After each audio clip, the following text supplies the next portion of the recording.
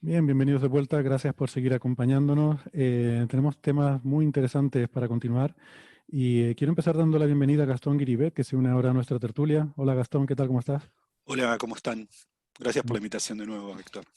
un placer, gracias por venir. Gastón es profesor en la Universidad de Buenos Aires y la verdad que es un lujo tenerte para hablar de un tema que queríamos comentar ahora, que es un nuevo paper que ha salido, bueno, no sé si es para publicar en una revista o es simplemente un divertimento, de Juan Martín Maldacena, con otro coautor que se llama, a ver cómo es, Alexei, no lo conozco, lo siento, Alexei Milekin. Elkin, Ajá. Elkin. Y bueno, es un paper muy divertido, de estos que nos gusta tratar en Coffee Break, ahí un poco a caballo entre la física y la ciencia ficción. Francis ha hablado sobre él en su blog y Gastón ha hecho un hilo de Twitter muy divertido, así que explicándolo. Así que es genial ahora poder contar con ambos para destripar un poco este artículo. Se titula, a mí lo que más me gusta es el título y el abstract, ¿no? El abstract es el resumen del artículo. El título son 3 palabras y es agujeros de gusanos transitables por humanos. Bueno, en inglés son 3 palabras, ¿vale? Y el resumen, el abstract, que suele ser 1 o 2 párrafos donde uno explica el artículo, por qué es interesante, por qué hay que financiarle sus investigaciones, por qué esto... Bueno, pues es una simple frase en la que dice, hacemos notar que puede haber agujeros de gusano transitables por seres humanos, soluciones de agujero de gusano, en teorías anteriormente consideradas de física más allá del modelo estándar, en este caso el modelo de Randall-Sundrum.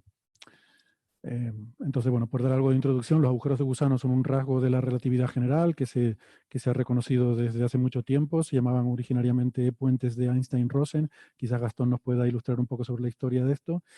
Pero a pesar de que en la ciencia ficción es un tema muy socorrido, los agujeros de gusano, voy a decir entre comillas, de verdad, pues tienen la cosa de que no son transitables, es decir, no son estables como para que ninguna partícula pueda atravesarlos, digamos que colapsarían antes del tiempo de atravesarlo a la velocidad de la luz, y además, para poder estabilizar un agujero de gusano, como de hecho, justo la semana pasada hablábamos un poco sobre esto, Francis, en el contexto de la masa y energía negativa. Decíamos que una de las implicaciones que podría tener la existencia de energía negativa es que esta materia exótica que se llama con masa negativa, podría usarse para estabilizar agujeros de gusano, para fabricar máquinas del tiempo, para fabricar naves superlumínicas como el motor de Alcubierre. Y esto, bueno, ella, Francis, decía que esto no puede existir porque podría dar lugar a paradojas temporales, ¿no? Yo estoy de acuerdo con esa visión. Si es una forma de descartar una teoría, es decir, ¿esto puede producir máquinas del tiempo o no? Si las puede producir, entonces esa teoría no puede existir porque da lugar a paradojas, ¿no? Luego lo comentaremos. Esa es un poco la introducción y luego si quieren divagamos sobre todas estas cosas, ¿no? Pero el artículo, a ver si nos pueden comentar un poco el artículo de Maldacena y Alexei, ¿cómo era? Milekin. Por Elkin. ejemplo, Gastón, ¿nos lo puedes resumir? Sí, sí, de vuelta enfatizo la entrada del blog de Francis porque está muy, muy bien explicado ahí y en forma muy, muy concreta y muy bastante precisa. Déjame, si no les molesta, hacer solamente una aclaración. Primero, definir bien qué es un agujero de gusano, que es lo que dijiste vos, pero quiero hacer como algunas observaciones acerca de los diferentes tipos que uno puede construir en física. Y también una aclaración de índole epistemológica que voy a hacer después acerca de qué quiere decir que no viola las leyes de la física tal como las conocemos, que es una de las frases, de las aserciones que están en el paper de Maldacena y Milekin. Es verdad, Eh, se dice esa frase, sí. Se dice esa frase, pero quiero aclarar bien qué significa esa frase. Ujú. Es correcta si uno la interpreta correctamente. Acerca de qué es un agujero de gusano, la idea, el nombre no, pero la idea data de 1935, que, bueno, siempre uno puede bucear atrás en la literatura y encontrar como ideas germinales, similares, pero digo, grosso modo la construcción que conocemos es esta que vos mencionabas, que se llama un puente de Einstein-Rosen. Porque Einstein y Rosen, en ese momento ambos trabajando en Princeton, lo que habían hecho era darse cuenta que había una solución de las ecuaciones de la relatividad general, de las ecuaciones de Einstein, que permitían construir una suerte de túnel en el espacio-tiempo. Es decir, que ambos lados de esta solución lucen como un agujero negro en universos distintos, pero que estos comparten su interior. Es decir, uno entra en un lado en un agujero negro y entra en otro y se encuentra dentro. Entonces, luego esto se elaboró, se estudió mucho, en particular hubo un énfasis en esto a partir de otros físicos como Morris o Thorne, Kip Thorne, que Perdona, reconsideraron. pero una pregunta, pero estos agujeros de gusano, desde, o sea, tal como tú lo has dicho, se ven como un agujero negro desde cada una de las bocas. O sea, no te permiten salir. No puedes entrar por una boca y Claro, salir por la otra, exactamente, ¿verdad? a eso iba, a una distinción importante entre dos tipos de agujeros negros. Unos son los que se conocen como no atravesables y otros como los atravesables. Los no atravesables son de estos que acabo de describir, dos agujeros negros que a priori pueden estar en universos distintos, disconexos o incluso en el mismo universo pero muy distante, supongamos aquí y en Andrómeda o en alguna galaxia más lejana.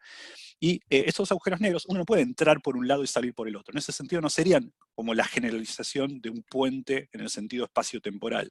Pero son dos agujeros negros que, aunque muy distantes, comparten su interior. Esto no deja de ser sorprendente. Imaginemos que dos agujeros negros están muy distantes. Yo no puedo entrar como boca de entrada y boca de salida porque ambos son agujeros negros, entonces no puedo salir por ninguno de ellos, pero puedo entrar a ambos. Y que esos dos compartan el interior es una cosa muy sorprendente y es una de las posibilidades de la teoría de la relatividad general. Recordemos que la teoría de la relatividad general es una teoría que me permite describir la geometría del espacio y del tiempo. Y estas geometrías no pueden ser cualquier cosa, son aquellas que se ajustan a las ecuaciones de Einstein, pero que las ecuaciones de Einstein admitan como solución una geometría acorde a ellas, que permita algo tan loco como dos agujeros negros muy distantes que comparten su interior, es per se interesante. Ahora bien, eso es por un lado. Ahora, más interesante es los agujeros negros atravesables. Es decir, estos sí son la generalización del concepto de túnel en el espacio-tiempo. Entro por un lado y salgo por el otro. El otro no es entonces un agujero negro, es algo que se parece mucho a él. Entonces yo podría entrar por un lado y salir por el otro. Eso, incluso por un lado y por el otro, estas dos puertas, estas dos entradas o salidas, pueden estar muy distantes o incluso en universos distintos. E incluso se especulaba al principio de esto, cuando la gente empezó a jugar con esta idea, en tiempos distintos. Yo puedo entrar ahora y salir en 1947. ¿Ok? Ese sería lo que sería un agujero negro. Ahora la pregunta es, ¿la relatividad general permite este segundo tipo? ¿Permite agujeros negros atravesables? Bueno, la respuesta que uno hubiese dado hace un tiempo es no.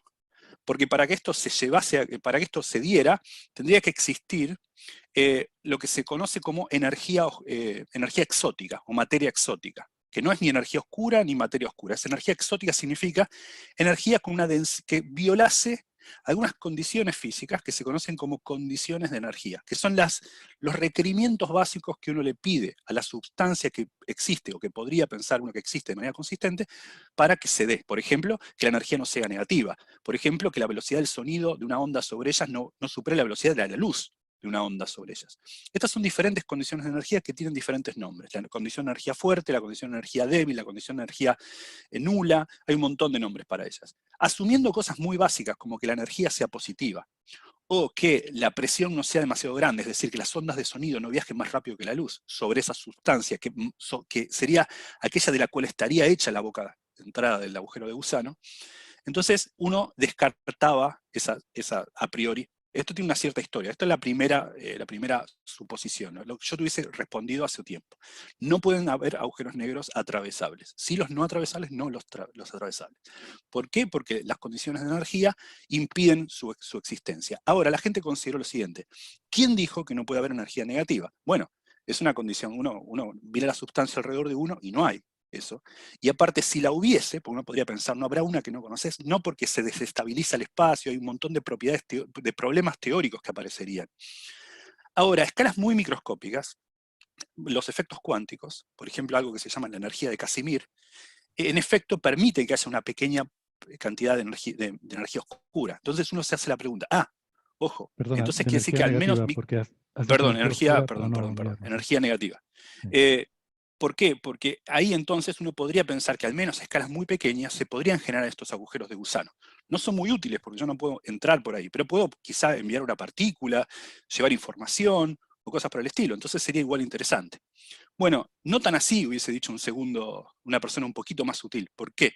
Porque a pesar de que eso sí se puede, igual hay otras condiciones de energía que se llaman la condición de energía, tengo que traducir del inglés, perdón, lo tengo en la cabeza, pero es average acronal null energy condition. Sería la condición de energía nula, promediada y acronal. Acronal en el sentido crono desde tiempo, ¿no? Esa condición muestra que, está bien, podrías atravesarlo a escalas microscópicas, pero repito, tiene que ser que violes la condición de energía fuerte, o sea que esa energía negativa a escalas pequeñas, pero aunque lo hagas y puedas atravesar una señal, entraría la señal, pero tardaría más que yendo por afuera.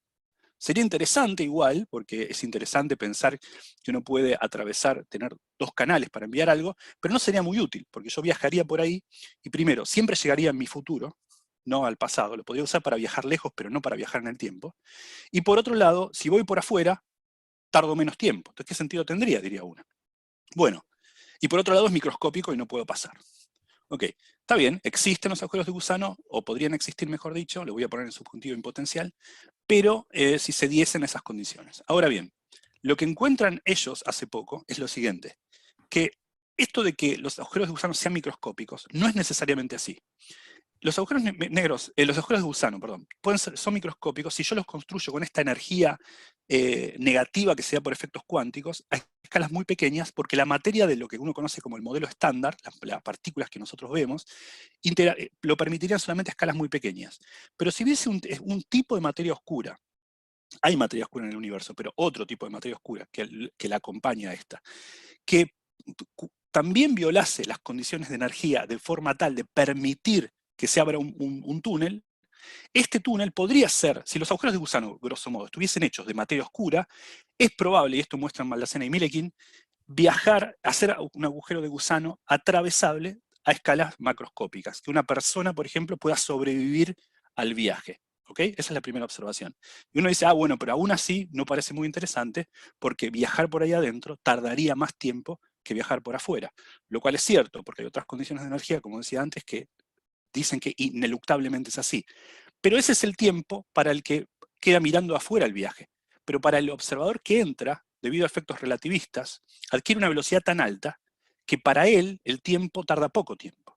Entonces uno podría llegar extremadamente lejos en la galaxia, digamos el centro galáctico, que es 26.000 años luz de acá, y para mí, que yo soy el viajero, pasaría muy poco tiempo. Entonces, resumiendo, Maldacena y Milekin se dan cuenta de que si construye un agujero negro con materia oscura, y ellos describen qué tipo de materia oscura debería ser, entonces es posible generar una boca en el espacio-tiempo que me permita a mí entrar y llegar muy muy lejos en poco tiempo para mí, aunque sea mucho tiempo para el que me ve viajar. El que me ve viajar muere y se pregunta a sí mismo, ¿por qué no fue que por adentro tarda más para vos?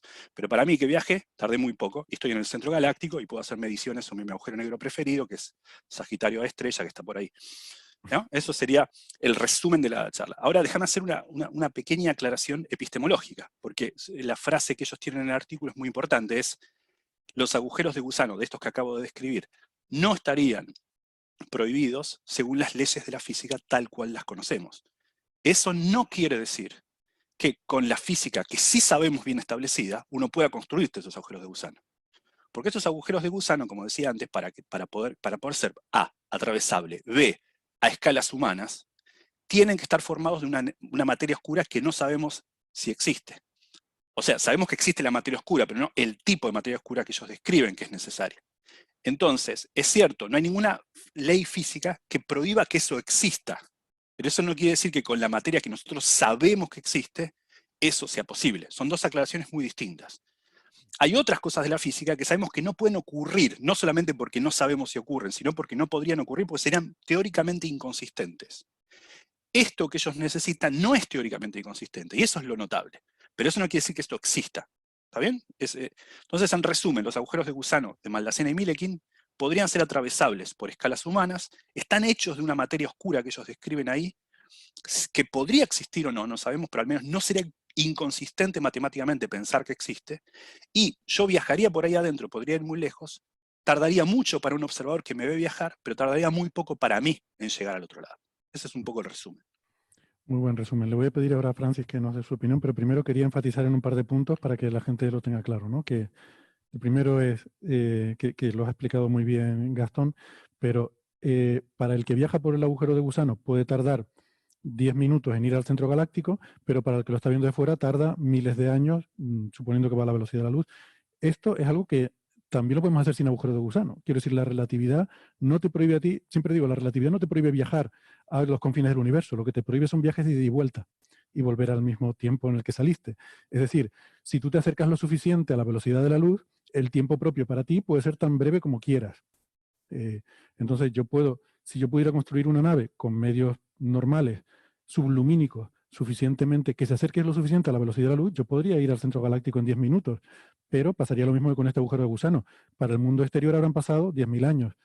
Y luego a la vuelta, pues lo mismo, para mí habrá pasado media hora en el viaje, pero me encontraré con la Tierra 20.000 años más tarde, ¿no? En plan planeta de los simios. Eso ya lo permitía también antes la relatividad, incluso sin agujero de gusano. Teníamos el problema de la aceleración, ¿no? Que para yo poder alcanzar esa velocidad en 10 minutos, pues es posible que tuviera que tener una aceleración que destroce mi cuerpo. O sea, entonces, ahí juegas con ese problema, que supongo que sería el problema equivalente de las fuerzas de marea de entrar en este agujero de gusano, que tendría que estar construido de tal manera que las fuerzas de marea fueran relativamente benignas y no te destrocen, ¿no? Sería el equivalente, yo creo, esas fuerzas de marea en el agujero de gusano. Es decir, eso te limita cuánto de grande debe ser esa especie de agujero negro que tendría que consistir la boca, y sería el análogo a la aceleración que yo tendría que dar a mi nave para que no me destroce en el viaje, ¿no? Eso es lo que quería un poco eh, matizar. Francis, ¿tú tienes comentarios sobre este tema? La verdad que me ha gustado mucho el resumen de Gastón del paper de... O sea, una cosa importante que hay que recordar es que las bocas de los agujeros de gusano no son agujeros negros, porque si la boca tiene un tamaño más pequeño que el horizonte de sucesos, ya tengo un agujero negro y ya no puedo salir, ¿vale? O sea, la boca tiene que ser más grande que el horizonte de sucesos del agujero negro. Son soluciones de tipo agujero negro, es decir, soluciones de un objeto masivo, ¿vale? La solución del campo gravitacional de Einstein alrededor del Sol, fuera de la superficie del Sol, es equivalente a la de un agujero negro del tamaño del Sol, en esa región. Lo que diferencia el agujero negro es el horizonte. Entonces, si la boca del agujero de gusano es un agujero negro, entraríamos y ya no podríamos salir, porque la velocidad de la luz, si tenemos una velocidad de escape mayor que la velocidad de la luz, ya de ahí no podemos salir. Entonces, lo que sí podemos hacer es que la boca sea una solución de ese tipo, es decir, de campo gravitacional de un objeto más o menos pequeño y de simetría esférica, y su tamaño, el tamaño de la boca, tiene que ser mayor que el del horizonte para que tú puedas entrar y puedas salir sin necesidad de velocidades mayores que la velocidad de la luz, ¿no? Bueno, esta solución de Maldacena-Milecki a mí me parece una solución muy interesante, ¿no? Nos recuerda un poco unos modelos que se pusieron de moda a finales de los 90, más o menos en el año 99, que son los modelos de Randall-Sundrum. La segunda revolución de la teoría de cuerdas reivindicó que la teoría de cuerdas tenía soluciones, había la posibilidad, había un punto, una manera de representar ese objeto único que parece que es lo que representa la teoría de cuerdas a la hora de describir en nuestro universo, que era lo que llamaba la teoría M, que era una supergravedad en dimensión 11. Si las teorías de cuerdas normales, las heteróticas, etcétera, tipo 1, tipo 2, viven en un universo de 10 dimensiones. Entonces tú, para llegar a nuestro universo de 4 dimensiones, 3 más 1, 3 espaciales, 1 temporal, necesitabas compactificar las 6 dimensiones restantes. Entonces, las 6 dimensiones restantes las puedes compactificar en un espacio-tiempo que es solución de vacío de las ecuaciones de Einstein, es una variedad que se llaman variedades de Calabi-Yau, y bueno, esas soluciones pues, son muy, muy excepcionales, y bueno, es algo maravilloso que coincidiera, que existieran ese tipo de variedades, ¿no? Pero ¿qué pasa cuando yo paso a 11 dimensiones? En 11 dimensiones, compactificar 7 dimensiones es una cosa más complicada, ¿no? Te requiere variedades más complejas, variedades se llaman variedades G2. Entonces, una opción intermedia, es decir, ¿por qué no compactifico 6 dimensiones con una Calabi-Yau y una dimensión adicional la compactifico de otra forma o no la compactifico? Y esa es la idea que pusieron varias gente, Arkani Hamed y Randall, Lisa Randall, que era la idea de considero que lo que no está compactificado es un espacio de 5 dimensiones. Tengo 4 dimensiones espaciales y una temporal, pero una de las espaciales es especial, es distinguida, no es como el resto de las espaciales.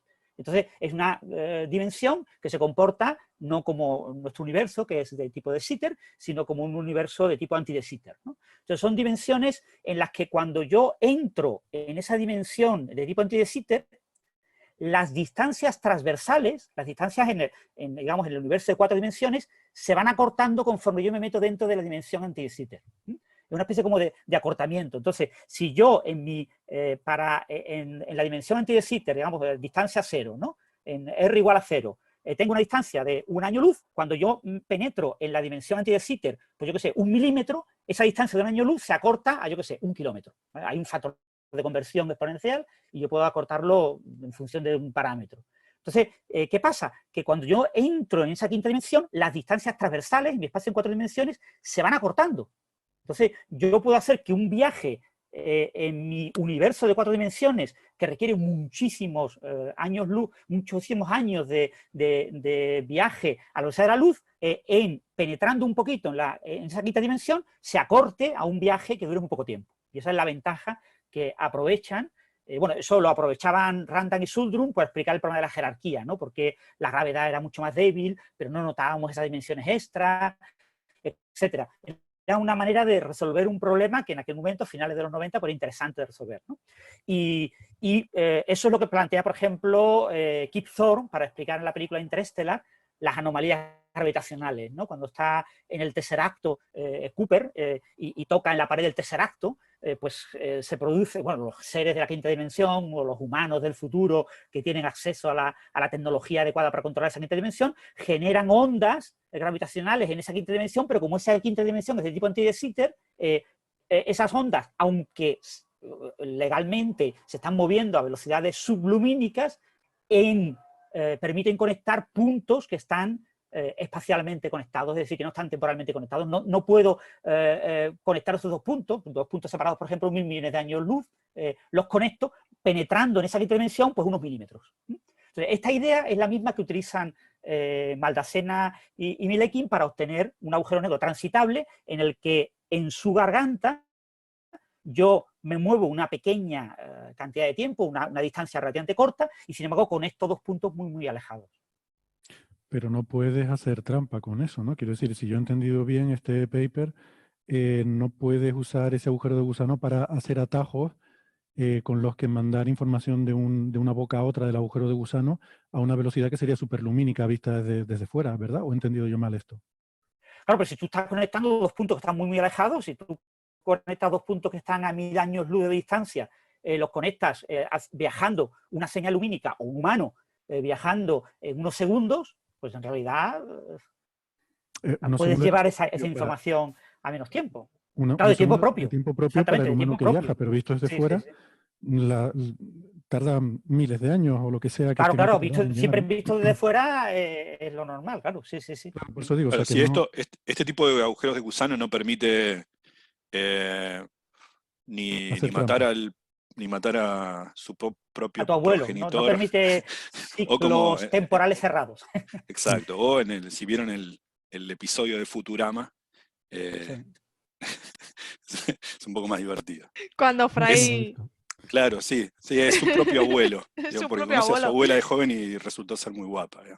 De los agujeros de gusano, efectivamente, ¿no? Estas líneas temporales cerradas son las que se suele aludir como las máquinas del tiempo que generan paradojas temporales, ¿no? Hay la paradoja creo que de Polchinski, que suele llamarla el billar, que es una forma de darle la vuelta a esta paradoja del abuelo de forma que no intervenga el libre albedrío, ¿no? Porque siempre está la cosa de que se te dice, bueno, si tú haces una cosa y luego viajas atrás en el tiempo, puedes cambiar lo que hiciste y tal. Mira, para evitar meter el factor libre albedrío en medio de todo esto que va a complicar la discusión, vamos a considerar una bola de billar. Que el agujero de la mesa de billar es un agujero de gusano, que por el otro lado, la otra boca, viene a salir a un puntito cerca de la primera boca, pero un instante de tiempo antes, de manera que yo lanzo la bola y esa bola se mete por el agujero de gusano y sale por la otra boca justo un poquito antes de que entre, se golpea a sí misma y evita que entre. Es decir, puede generar una situación en la que la propia bola se golpee a sí misma en el pasado y evite que entre en el agujero de gusano. Entonces, esa es una paradoja equivalente a la del abuelo, donde ya nadie tiene que pensar si tengo que matar o no matarlo o tal. Quiero decir que desde el momento en que tú puedes construir este tipo de curvas temporales cerradas, puedes generar estas paradojas. Por tanto... Yo como un materialista fisicalista, reduccionista, no veo diferencia entre ambas, pero digamos que tienen una paradoja distinta. Yo estoy de acuerdo totalmente contigo, efectivamente, pero como hay gente a la que le supone una complicación eso, pues por eso creo que, de hecho, creo recordar que fue Polchinski el que tenía una discusión sobre ese tema con alguien y dijo, mira, olvídate entonces de, vamos a quitar las personas en medio y ponemos una bola de billar, que son cosas que nos gustan a los físicos. Puedes asumir una bola esférica de masa despreciable y hacer colisiones inelásticas o lo que quieras, ¿no? Entonces, bueno, ese tipo de cosas da a entender que desde el punto de vista de que tú puedas generar esas situaciones, debe haber algo que no lo permita. Es decir, que aunque matemáticamente la teoría te permite hacer esas cosas, debe haber condiciones que hagan imposible construir ese tipo de cuestiones, ¿no? No sé si este tipo de agujeros de gusano permiten también conectar diferentes puntos en el tiempo, Gastón. Entiendo que no, ¿verdad? En principio no, en principio la solución. Lo que pasa es que este tipo de soluciones hay que analizarlas con mucho detalle. Yo el artículo de Maldacena, lo bonito de muchos de los grandes artículos de Maldacena es que son artículos pioneros con ideas muy buenas, muy bellas, pero que dejan muchos flecos que están como en el aire, ¿no? Que no está muy claro. Y entonces hay que ver cómo se analiza, en mi opinión, hay que ver cómo se analizan en detalle muchos de esos flecos. Va a haber mucha gente trabajando en este tema en los próximos meses y es posible que veamos algún fleco que ha pasado de largo a los propios autores, ¿no? No sé qué opinará Gastón al respecto. Sí, de hecho, exactamente. En los últimos 2 días, de hecho, hubo papers de gente muy buena ya trabajando en agujeros de gusano, que evidentemente ya venían trabajando en esto, porque no tuvieron tiempo de hacerlo, porque el artículo de Maldacena y Milekin es de hace 2 días. Pero luego hubo un paper al día siguiente de Simon Ross, que es un profesor de TUM, que es también un reconocido físico teórico, y ayer hubo uno de Douglas Stanford también, o que salió ayer a la noche en Archives también, que es una de las personas que venía trabajando junto a Maldacena y a otros en la primera línea de la investigación de agujeros de gusano en los últimos años.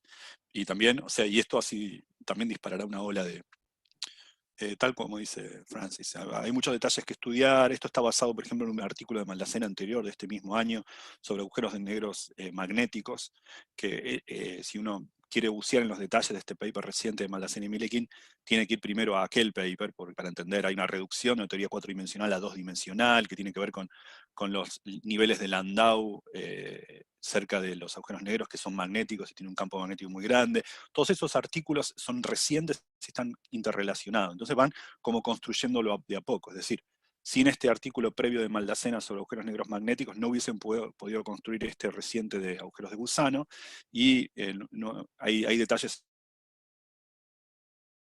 a pulir, modelos a generalizar y por el estilo. Yo también predigo que en las próximas semanas o meses va a haber mucha gente trabajando en esto, o al menos algunas personas notables. Uh-huh. Bueno, por ir entonces, quizás lo que nos falta por comentar de todo este trabajo es ese tipo de materia oscura que dijo Gastón. Hace falta un tipo de materia oscura que no sabemos si existe, y luego puntualizaste bien, bueno, sabemos que la materia oscura existe, pero no sabemos si es de este tipo en concreto que necesitan estos agujeros de gusano, ¿no? ¿Puedes explicar un poco qué tendría que ser la materia oscura para que pudiera construir este tipo de agujeros de gusano? Claro, ellos dan un modelo, en ningún momento dicen que es necesario que sea tal modelo, lo cual está bueno porque hace que la construcción no sea tan robusta, tan rígida, pero ellos dan un modelo, el modelo más simple que se les ocurre, y que es dentro de todo, digamos, exceptis excipiendis, bastante natural. Es decir, se parece ese sector oscuro, esa materia que solo interactuaría con nuestro mundo de manera gravitatoria, ¿no? O sea, no chocaría, no interactuaría, no emitiría luz, no emitiría partículas electrodébiles ni nada, solamente a través gravitatoriamente. Es como un mundo separado que solo gravita ante nosotros y nosotros gravitamos ante él. Esa materia igual se parece mucho a la materia que nosotros conocemos. No interactúa con ella, pero interactúa entre sí misma. Y está constituida por un campo de gauge muy parecido al fotón, solo que no sería la luz, sino otra fuerza, que también tiene, para los expertos en esto, es un campo de gauge ante la simetría U1, es decir, el más simple de los campos de gauge, igual al fotón, no tendría masa, porque tiene Esto invariancia sería de el gauge. fotón oscuro que hemos comentado a veces, Sería un ¿no? fotón oscuro, le pone uno la palabra oscuro para dejar en claro que se comportaría como una luz, pero no interactuaría con la luz que nosotros conocemos, sería otra luz que nosotros no vemos. pero sería como la luz, propagaría de igual manera, e incluso interactuaría con... Dentro de ese sector oscuro, ¿no? Exacto, interactuaría con su materia, tendría sus propios electrones, que no son los nuestros, pues los nuestros ven nuestra luz, los otros verían la otra luz. Y esos otros serían fermiones sin masa, por ejemplo. Serían como electrones muy ligeros o muy ligeros. Entonces, esa teoría tiene una simetría que se conoce como simetría conforme. Es decir, las ecuaciones que describen esos campos del sector oscuro tienen una invariancia como antiescala, es invariancia de escala. Y eso es algo que, bueno, que también muchas teorías físicas que nosotros conocemos también tienen. Por ejemplo, el electromagnetismo, per se, si no tuviese materia, sería invariante de escala también, ¿no? Así que bueno, digo, con materia es distinto porque se rompe a nivel cuántico, pero digo, quiero decir, no sería tan extraña ese tipo de materia oscura. Ahora, eso no quiere decir que sea la materia oscura que nosotros vemos, que nosotros sabemos que existe, que vemos cuya existencia inferimos cuando vemos la rotación de las galaxias. Es otra cosa. Igual contribuiría a ella, porque también gravitaría y también sería parte de nuestro mundo, pero no quiere decir que es la materia oscura, que sabemos que está ahí porque las galaxias rotan demasiado rápido, y de lo cual poca duda hay, es la materia con la que Maldacena y Bieleckin se construían su agujero de gusano. No es eso. Es una pequeña porción de la materia oscura, un sector de la materia oscura, podría ser una teoría con invariancia de escala, esas teorías que se llaman teorías de campos conformes, que está constituida por un fotón oscuro y unos fermiones libres, o sea, una suerte de electrones muy ligeros y que no interactúan con nuestra luz, que no interactúan con este fotón oscuro, y eso sería una pequeña parte del mundo oscuro, digamos, por supuesto, porque gravita también, pero no hay que confundir ese sector oscuro con la totalidad de la materia oscura, que es algo mucho más convencional, ¿no?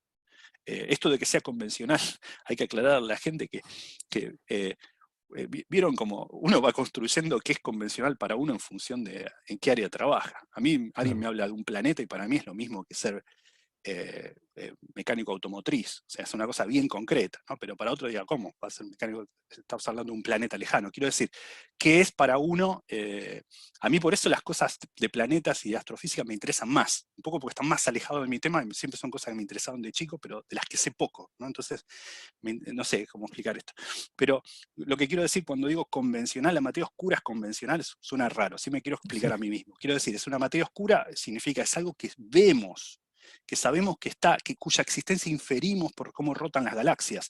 Después, si eso está compuesto de partículas que interactuarán con nosotros o no, y hacemos experimentos en la Tierra para comprobarlo, es otro tema. Pero no dudamos de que exista la materia oscura. Si bien hay teorías alternativas, lo más homologado es que la materia oscura está ahí y la vemos gravitar. Inferimos su existencia por observaciones astronómicas. Los astrónomos nos enseñan muy bien que es así, y los astrónomos son los únicos que saben que la materia oscura está ahí, porque nosotros no podemos hacer experimentos en la Tierra hasta ahora que las haya detectado. Ahora, esa es la materia oscura convencional, si se me permite el oxímoron. Ahora, esta que ellos dicen es otra materia oscura que contribuiría en porción a esto, pero sería de otra índole, sería otra naturaleza. Tiene esta invariancia conforme, esta invariancia de escala. Se parece mucho a nuestra materia, pero no interactúa con ella. Por lo que sabemos, podría ser toda esa materia. Quiero decir que no sabemos a día de hoy si la materia oscura es un fotón oscuro. Quizá ustedes sepan más que yo sobre este aspecto, así que puede ser. Sí, no sabemos bien de qué está hecha la materia oscura, pero sabemos que, bueno, esta sería una materia oscura con invariancia conforme, un poco simple. Nos gustaría que tuviera interacción. Y a temperatura muy baja. Sí, no, iba a decir que nos gustaría que tuviera interacción, que fuera un modelo un poco más complejo para poderla detectar en tierra y que tuviera interacción por fuerza débil o lo que sea para poderla detectar, pero bueno, hasta ahora no hemos tenido suerte, o sea que... Te quería preguntar una cosa. Y una cosa importante, sí, Héctor, antes de continuar. La materia oscura que observamos en el universo está dominada por materia oscura fría. Sí. O sea, que la materia oscura que observamos tiene todas las características a nivel termodinámico, por cómo afecta a la formación de grandes estructuras en el universo, propia de una materia formada por cosas masivas. Correcto. O por cosas que se han congelado, tipo un condensado Bose-Einstein a principios del universo, como puede ser el caso de la acción, que tiene muy poca masa, pero está en una especie de condensado que permite suplir esa frialdad de la materia oscura que observamos. Los neutrinos o partículas fermiones sin masa con una simetría conforme asociadas a un campo electromagnético oscuro no serían materia oscura fría, sería materia oscura caliente. Exacto. Entonces, Sí, podría tener una corrijo pequeña mi contribución de comentario. materia oscura caliente, pero no puede ser la materia oscura dominante, que sabemos que es fría.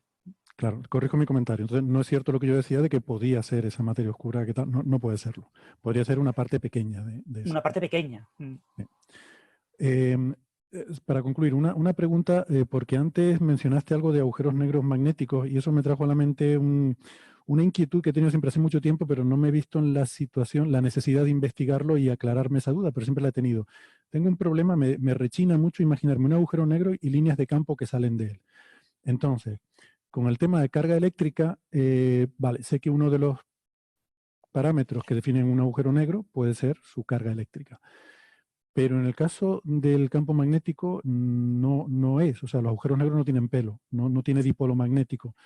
Por tanto, Bueno, ¿qué sentido tiene? es una muy buena pregunta, pero déjame aclarar que sí, en efecto, una posibilidad es que los agujeros negros tengan carga magnética también.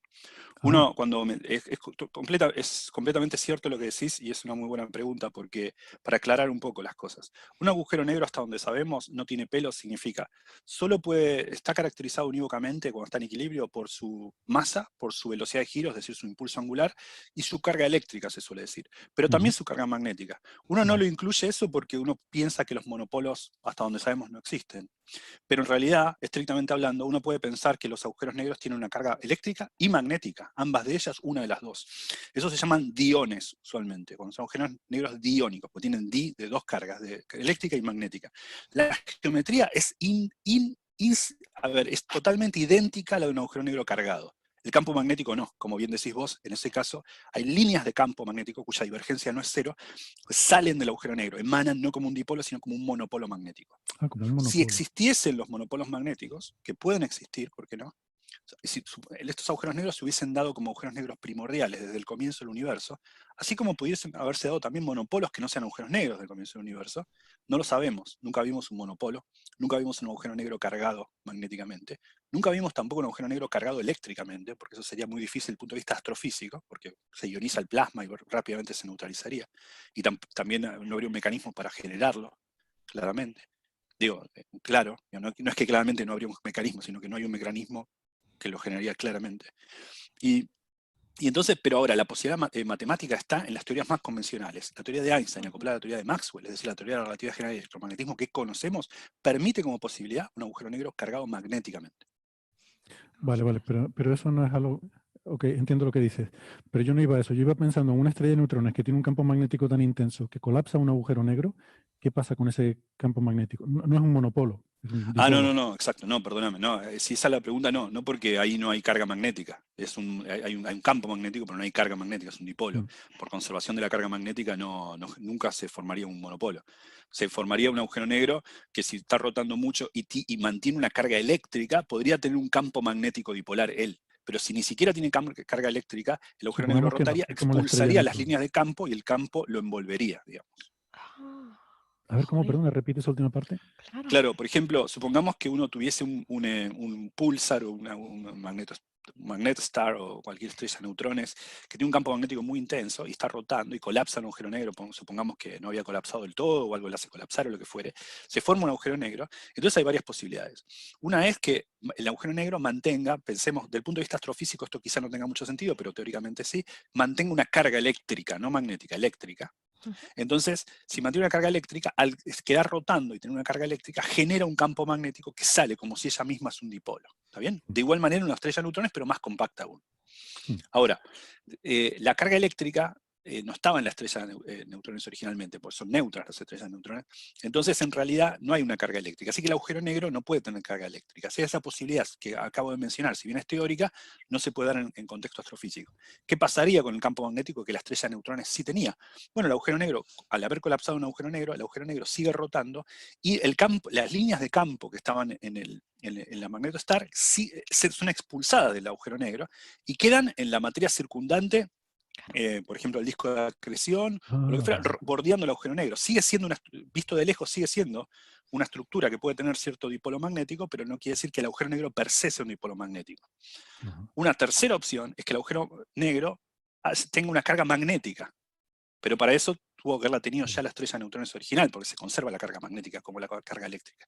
Entonces, esa es otra idea, porque ya el agujero negro emanarían de él las líneas de campo magnético y ya no sería dipolar solamente, ¿no? Entonces, pero en contexto astrofísico, los agujeros negros quedan rotando y las líneas de campo son expulsadas y el agujero negro queda embebido en una región donde las líneas de campo pueden estar. De hecho, la mayoría de los agujeros negros que conocemos en los centros galácticos activos están embebidos en un campo magnético. Sí, y hay una De hecho, corona bastante magnética intenso, porque si bien los campos magnéticos galácticos no son muy intensos, por efecto dínamo, los discos de acreción que están en torno al agujero negro tienen convección también y son plasmas. Así que se genera un efecto dínamo que puede incluso aumentar el campo magnético en un factor 10 a la 2 o 10 a la 3 incluso, ¿no? Sí. Sí, sí, eso es una cosa que habrá que explotar en la ciencia ficción, ¿no? Yo le decía, me hubiera gustado ver al protagonista de Interstellar pilotando la nave entre fulguraciones como las que vemos en el Sol, pero Sí. mucho más a lo bestia, y Sí. erupciones de material ahí espectaculares entre arcos de campo magnético, y que le hubiera dado un poco de sentido a poner un piloto humano en todo esto, porque ya que tienes un robot que lo hace todo tan bien, pues ¿por qué no mandar al robot, ¿no? Pero bueno, que eso, yo creo que falta por explotar eso en la ciencia ficción. Oye, pues genial, la verdad que me ha gustado mucho esta conversación. No sé si tienes algún último comentario, Francis, Sara, alguna otra cosa que quieran matizar. No, solo decir eso, que nuestro electromagnetismo tiene cargas eléctricas, pero no tiene cargas magnéticas. Ese nuevo electromagnetismo oscuro podría tener cargas magnéticas y no tener cargas eléctricas.